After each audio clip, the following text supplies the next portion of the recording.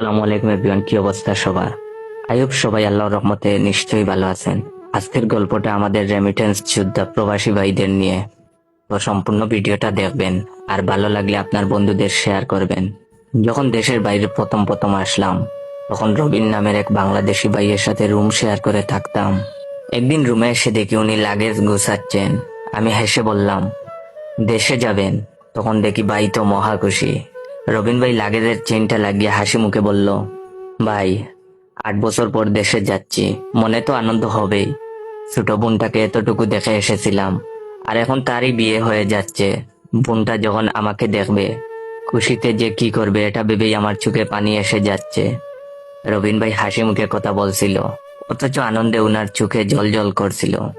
এমন সময় রবিন ভাইয়ের বাবা ফোনে ওনার কাছে জানতে চাইলো, কিরে, শুনলাম তুই নাকি দেশে আসবি? রবিন ভাই হাসি মুখে ওনার বাবাকে জানালো, হ্যাঁ বাবা, আসবো। ছোট বোনের বিয়ে, বড় ভাই কি না এসে পারে? অপর প্রান্ত থেকে ওনার বাবা বললেন, তোরে শুধু শুধু এত টাকা খরচ করে আসতে হবে না, বিয়ে ঘরোয়া পরিবেশেই হবে। তাছাড়া নতুন জমি কিনেছি, টাকা পয়সার একটা বিষয়, তাই আসার দরকার নাই।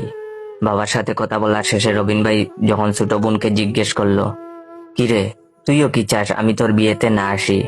তখন ছোট বোন বলল, এমনিতেই বাবা অনেক টাকা খরচ করেছে, 400 জন লোকের খাওয়ার ব্যবস্থা করতে গরু খাসি কিনে এনেছে। এই অবস্থায় তোমার এত টাকা খরচ করে দেশে আসতে হবে না। রবিন ভাই ফোনটা রেখে যখন লাগেজ থেকে কাপড়গুলো নামাচ্ছিল, তখন ওনাকে জিজ্ঞেস করলাম, ভাই আপনি কি দেশে যাবেন না? চোখের জল মুছতে মুছতে রবিন ভাই বললেন, বাবা বিয়েতে আয়োজন করছে 400 লোকের, আমি গেলে তো 401 জন হয়ে যাবে। একজনের দায়িত্ব বাবা নিতে পারবে না, তাই যাব না। সেদিন নিজ চোখে একজন প্রবাসীর কষ্ট দেখছিলাম একজন প্রবাসীর সাথে তারাই কাছের মানুষগুলো কেমন নির্মম আচরণ করে। প্রতিদিন কাজ শেষে রবিন ভাই তার ছোট ভাইকে ফোন করে বলতো বাড়ির আশপাশটা একটু ভিডিও করে পাঠাতে, কিন্তু ছোট ভাই বিরক্ত হয়ে ফোন রেখে দিত। অথচ সেই ছোট ভাইকে কয়েকদিন আগে রবিন ভাই বাইক কেনার টাকা পাঠিয়েছে। আমি যখন নতুন আইফোন কিনলাম, তখন উনি আইফোনটা হাতে নিয়ে বললেন, এটাই তাহলে আইফোন যার জন্য মানুষ এত পাগল? তখন আমি বললাম, আপনিও তো একটা আইফোন কিনতে পারেন, কি একটা ফোন ব্যবহার করেন, অর্ধেক ভাঙ্গা। উনি হেসে বললেন, কিনবো একটা আইফোন ছোট বোনের জামাইয়ের জন্য। আমি ওনার দিকে তাকিয়ে মনে মনে ভাবতে লাগলাম, সব প্রবাসীরা কি এমন হয়, যারা নিজের জন্য একটুও ভাবে না? প্রতিদিনই রাতে রবিন ভাই খুব কাশতেন। একদিন ওনাকে বললাম, ভাই এবার অন্তত একটা ডাক্তার দেখান, আপনার শরীরের অবস্থা তো খুব একটা ভালো না।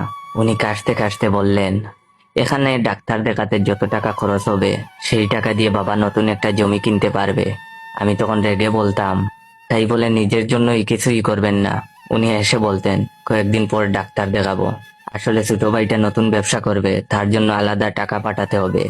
এই অসুস্থতার কারণেই রবিন ভাই একদিন হুট করেই পরপারে পাড়ি জমান। ফোনে যখন ওনার বাবাকে বিষয়টা জানালাম, তখন উনি খুব কান্না করছিলেন। কিন্তু যখন বললাম আমি লাশ পাঠানোর ব্যবস্থা করছি, কিন্তু লাশ দেশে পাঠাতে হলে 2.5 লাখ টাকার মতো লাগবে, আপনারা টাকার ব্যবস্থা করুন, তখন ওনার গলার স্বর পাল্টে গেল। উনি আমতা আমতা করে বললেন, এত টাকা? যে ছেলে জীবিত থাকতেই দেশে আসতে পারলো না, তার লাশ দেশে এনে কি করব? তোমরা ওখানে কিছু একটা ব্যবস্থা করে ফেলো। শেষবারের মতো ভিডিও কলে আমার ছেলের মুখটা একটু দেখাও তো। আমার তখন ইচ্ছে করছিল ওনার মুখে থুতু মারি, যে কিনা নিজের সন্তানকে টাকা বানানোর মেশিন ছাড়া কিছুই ভাবতো না। ছোট ভাইকে ফোনে যখন বললাম, তোমার ভাই তো তোমার জন্য কত কি করছে, তুমি না হয় লাশটা নিয়ে যাওয়ার ব্যবস্থা করো, ছোট ভাই তখন উত্তর দিল, ভাই নাকি তার জন্য কোনো কিছুই করেনি। একই রকম উত্তর ছোট বোনও দিল। অথচ এই ভাই বোনের সকল শখ আহ্লাদ বড় ভাই বিদেশে কামলা খেটে পূরণ করেছে। চোখের সামনে একটা মানুষের লাশ পড়ে আছে, অথচ আমার মনে হচ্ছে এটা মানুষের লাশ নয়, এটা একটা টাকার মেশিন, যেটা অচল হয়ে গেছে। অনেক প্রবাসী আছেন যারা বছরের পর বছর দেশের বাইরে কাটানোর পরও তাদের পরিবার চায় না মানুষটা দেশে ফিরে আসুক। একসময় সেই মানুষটা অমানবিক পরিশ্রম করতে করতে মারা গেলেও মৃতদেহটা পরিবার দেশে আনতে চায় না, টাকা খরচ হবে বলে। অথচ মানুষটা পরিবারের জন্য কত আমৃত্যু কষ্ট করেছেন। টাকার কাছে মানুষ সত্যি অসহায়, টাকার কাছে মানুষ মনুষ্যত্ব হারায়, মানবিকতা হারায়, হারায় বিবেকবোধ।